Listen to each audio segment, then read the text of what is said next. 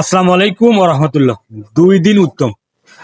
আনাস ইবনে মালিক রাদিয়াল্লাহু তাআলা আনহু বর্ণিত, রাসূল সাল্লাল্লাহু আলাইহি ওয়াসাল্লাম মদিনাতে এসে দেখেন যে কিছু লোক তারা উৎসব করতেছেন। তাদেরকে জিজ্ঞাসা করা হলো, তোমরা কিসের উৎসব করো? তারা বললো যে প্রত্যেক বছরে আমরা উৎসব করি এই জাহিলি যুগের মতো।